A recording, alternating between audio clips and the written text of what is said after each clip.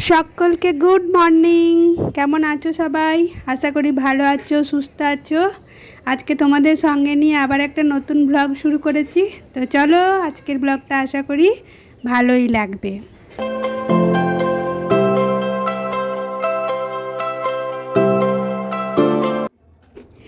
আমি কিন্তু সকাল সকালই রান্নাঘরে চলে এসেছি, আর তাই আসি। কিন্তু তোমরা জানো সকাল সকাল রান্নাঘরে আমার রান্নাটা সকাল সকালই হয়, আর ওই জন্যই রান্নার কাজগুলো সমস্ত না করে আমি রান্নাঘর থেকে বেরোই না। কেননা আমার রান্না বান্নাটা একটুখানি সকালে যেহেতু করা অভ্যাস, এই জন্যই রান্না বান্না সকালে না করলে বেলা হয়ে গেলে কেমন যেন একটা লাগে। আর সেই জন্যই সকাল সকাল সবজিটাও আমার কাটা হয়ে গেছে। সবজিটা কেটেছি বলতে দেখতেই পাচ্ছ, একটু ডুমো ডুমো করে আলু কেটেছি, একটু পেঁয়াজ কেটেছি, পটল কেটেছি, আর এদিকে বাটিতে নিয়ে নিয়েছি খাসির মাংস। খাসির মাংসটাই রান্না করব। আর তোমাদের মনে হচ্ছে পটলটা আবার কি করব, তাই না?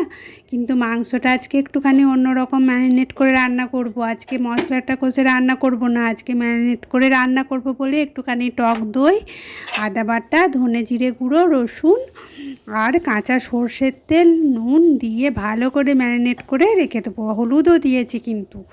তো ম্যারিনেট করে আধা ঘন্টা রেখে দেবো। এইভাবে মটনটা রান্না করলে টেস্টটাও অন্যরকম হবে। আর দেখো কড়াইটাও কিন্তু আমি বসিয়ে দিয়েছি। কড়াইটা বসিয়ে আমি এখন রান্নাটা শুরু করছি। আর রান্নাটা করতে করতে কিছু কিছু জিনিস তোমাদের সঙ্গে শেয়ার করবো, মানে কিচেন টিপস আর কি। কিচেন টিপস বলতে দেখতে পেলে আমি রান্নাঘরে কড়াইয়ে যখন রান্নাটা করছি, রান্না করে কড়াইয়ের তেলের মধ্যে একটুখানি হলুদের ছিটে দিলাম। তো হলুদের ছিটে দিয়ে আমি পটলটা ছাড়লাম।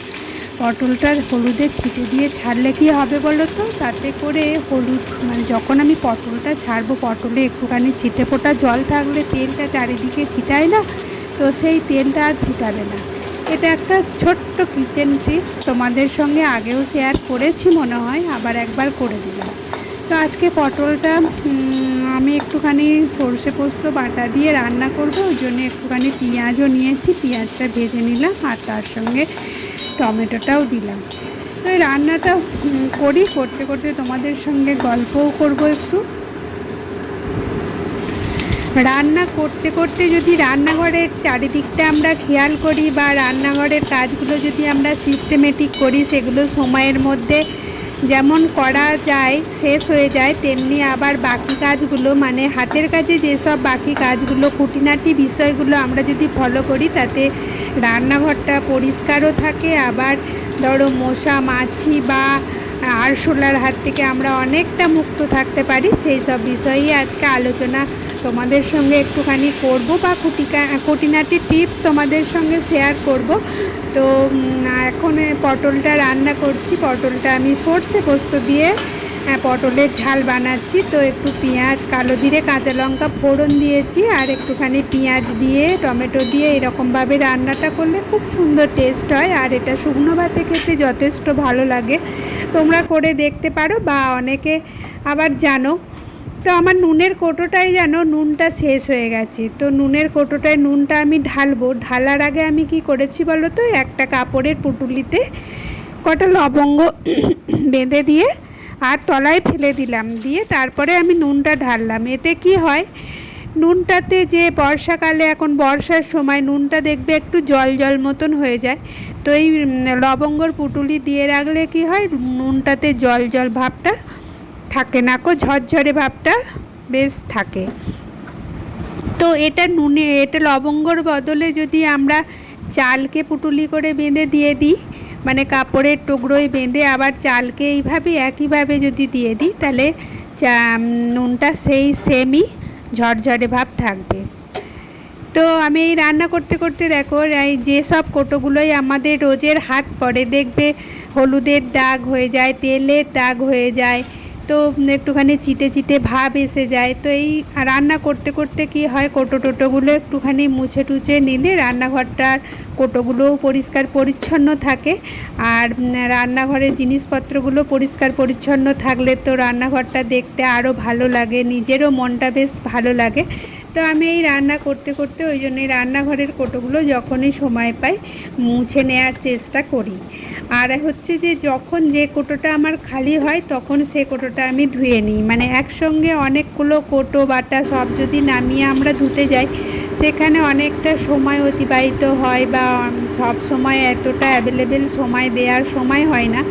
তো সেই জন্যেই কোটো বাটাগুলো যখন যেটা খালি হয় তখন সেটা ধুয়ে নিই। আর এই যে তেলের জারটা দেখলে, এই তেলের জারটা আমি সবসময়ই একটা বাটির মধ্যে বা একটা টিফিন কোটোর ঢাকা, যেটা আমার ব্যবহার হয় না সেরকম জিনিসের ওপর তেলের জারটা আমি বসিয়ে রাখি। তাতে কি হয়, তলাতে দেখবে তেলের জিনিস জায়গা যেখানেই বসাবে দেখবে তেলের একটা দাগ হয়ে যায়। তো ওই বাটির মধ্যে বসিয়ে রাখলে কি হয়, তেলের ওই নোংরাটা হয় না, তেল চিটানিটা হয় না। আর ওই যে কন্টেনারগুলো আমি সবসময় ফেলে দিই না, কন্টেনারগুলো আমি একটা হাতের পাশে রাখি, এই গ্যাসের কাছাকাছি হাতের পাশেই রেখে দিই। ওই শুকনো লঙ্কা যখন বোটা ছাড়িয়ে রান্না করি তখন ওই বোটাগুলো আমি ওই কোটোটার মধ্যে দিই। তারপরে রান্না করতে করতে বাড়তি যে ছোটোখাটো প্লাস্টিক পাই সেইগুলো মানে চারিদিকে ছড়িয়ে ছিটিয়ে না ফেলে ওইখানে ওই কন্টেনারটার মধ্যে রাখি, তারপরে সেটা সময় মতো ডাস্টবিনে দিয়ে দিই। এতে করে কি হয়, রান্না করতে করতে এইসব জিনিসগুলো করলে রান্নাঘরটা পরিষ্কার থাকে, চারিদিকে ছড়ানো ছিটানো ভাবটা অনেকটা কম থাকে। তো কথা বলতে বলতে আমি খাসির মাংসটা আমার আধ ঘন্টা টাইম পেয়ে গেছে, তো আমি খাসির মাংসটা এখন কষতে দিয়েছি। তো খাসির মাংসটা আজকে এইভাবেই রান্না করব মনে করেছি, জানি না কেমন হবে। তো এরকম করে করলে ভালোই হয়, আমি আগেও এরকমভাবে রান্না করেছি, অনেক সময় মশলা কষেও রান্না করি, আবার অনেক সময় এইভাবেও ম্যারিনেট করেও রান্না করি। তো সব সময় রান্নাটা যে একই রকমভাবে করতে হয় তা নয়, রান্নাটা যদি আমরা বিভিন্ন সময়ে বিভিন্ন রকম ঘুরিয়ে ফিরিয়ে রান্না করি তাতে রান্নার টেস্টের একটা পরিবর্তন হয়। সব সময় মানে একই রকম টেস্ট সব সময় ভালো লাগে না, ওই জন্যই রান্না সব সময় একটু ঘুরিয়ে ফিরিয়ে একটুখানি করলে তাতে রান্নার টেস্টও যেমন ভালো হয় আর যারা খায় তাদের অনেকটাই ভালো লাগে। তো আমার খাসির মাংসটা কষা প্রায় হয়েই এসেছে, এটাকে আমি এখন প্রেসার কুকারে দিয়ে দেব।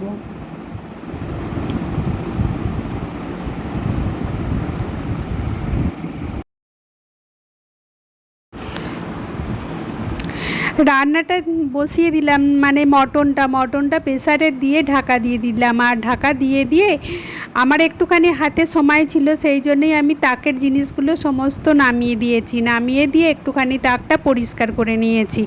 আর এইসব কাজগুলো আমি রান্না করতে করতে হাতের ফাঁকে করে নিই, কেননা এই তাকের কাগজগুলো মাঝে মাঝে পাল্টে নিলে রান্নাঘরটা পরিষ্কার পরিচ্ছন্নও থাকে। আবার মশা মাছি পোকামাকড়, তারপরে বর্ষাকালে ধরো পোকামাকড়টাই বেশি হয়, আরশোলা হয়, সেগুলোর হাত থেকে আমরা মুক্তি পেতে পারি। আর এই আরশোলার মানে হাত থেকে মুক্তি পেতে এই ক্রেজি লাইনটা তো মানে অসাধারণ কাজ দেয়। আর পিঁপড়েও হয় না, মানে এই ক্রেজি লাইনটা দিয়ে পেপার পেতে যদি জিনিসপত্র রাখা হয় তাতে মানে 6 মাস অন্তত পিঁপড়ে ধারে কাছে ঘেঁষবে না। আর আরশোলারও খুব কাজ দেয়।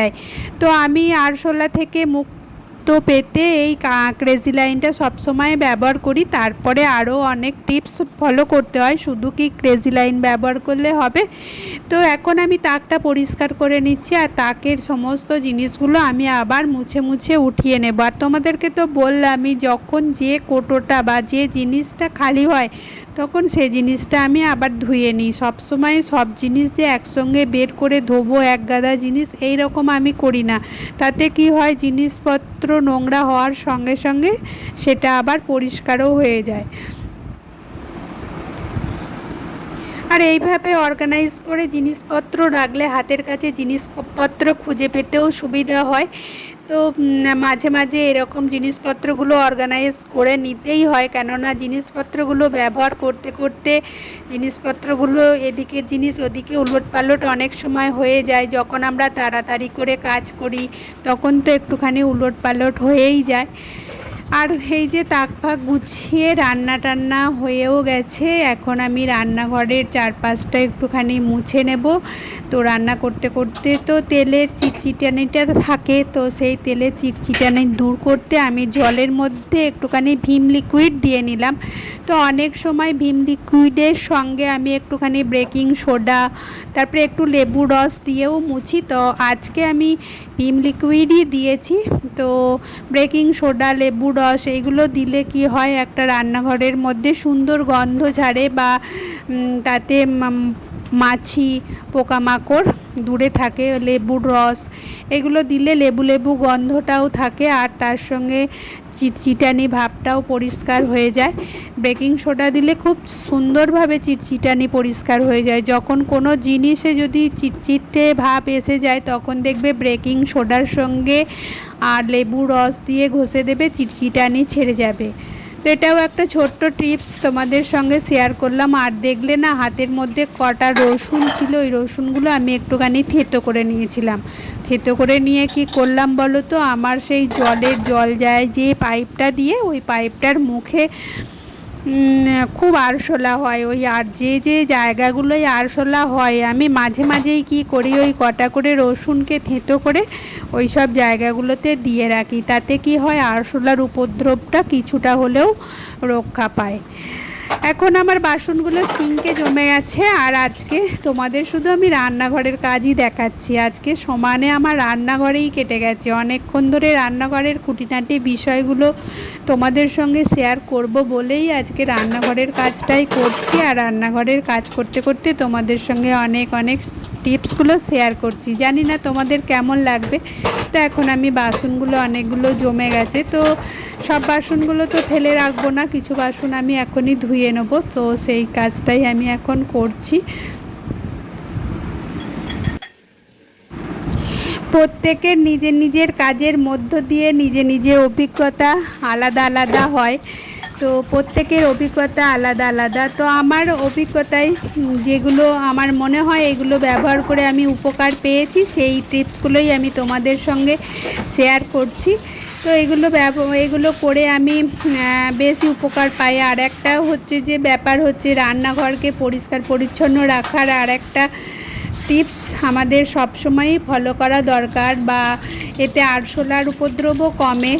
তো সেটা হলো রান্নাঘরের সিঙ্ক। এটা একটা ভাইটাল জিনিস। সিঙ্ককে যদি আমরা নোংরা করে রেখে দিই, বা খাবারের টুকরো বা ভাত এইসব জিনিসগুলো যদি সিঙ্কে জমা থাকে দীর্ঘক্ষণ ধরে, তাহলে তো আরশোলা অবধারিত, কোনোভাবেই আরশোলা মুক্ত করা যাবে না। সেই জন্যেই সিঙ্কটাকে সবসময় পরিষ্কার করার দরকার। আর তার সঙ্গে গ্যাসের তলাটাও সবসময় পরিষ্কার করা দরকার, কেননা রান্না করতে গিয়ে গ্যাসের তলায় দেখবে অনেক খাবারের টুকরো পড়ে।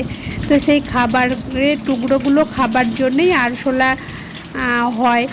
তো ওই জন্যেই সিঙ্ক আর গ্যাসের তলাটা সবসময় পরিষ্কার রাখা দরকার। তো আমি এখন সিঙ্কটা ওই জন্যই পরিষ্কার করে নিলাম। রান্নার শেষে প্রতিদিনই আমি সিঙ্কটা পরিষ্কার করে নেওয়ার চেষ্টা করি। আর বিশেষ করে তো রাত্রিবেলা শুতে যাওয়ার আগে যদি রান্নাঘরটাকে মুছে ক্লিন করে রাখা হয়, তাতে রান্নাঘরটা পরিষ্কার পরিচ্ছন্ন যেমন থাকে, তেমনি আবার সকালবেলায় কাজ করতেও সুবিধা হয়। আর এখন দেখো, এখন দুপুরবেলা খাওয়া দাওয়ার পর একটুখানি রেস্ট নিয়েছিলাম। এখন বিকালবেলায় আমি একটুখানি তালের পুরুলি বানাচ্ছি বলতে, আমার বড় মেয়ে এসেছে, একটুখানি তালের পুরুলি ওর জন্যেই বানাচ্ছি, আর আমরাও খাবো। তো ওই তাল একটা পেয়েছিলাম বলতে, এখানে এক সবজিওয়ালা বিক্রি করতে এসেছিলো, ওর কাছেই একটা তাল কিনেছিলাম, সেটাই একটুখানি গ্রেভিটাকে রেখে দিয়েছি। আর ওই তো বন্ধুরা, পুরুলিগুলো তো লাল লাল করে ভাজা হয়ে গেছে, দেখতেই পেয়েছো। এবারে সব দেবো খেতে। আর এই একদিকে ভাজছে, একদিকে খেতে শুরুও করে দিয়েছে, 2-4টে করে নিচ্ছে, আর নিয়ে ওরা সব খাচ্ছে, আর আমি এদিকে পুরুলি ভেজেই যাচ্ছি। তো আজকের ব্লগটা এখানেই শেষ করব। সবার কেমন লাগলো জানাতে ভুলো না কিন্তু। টাটা।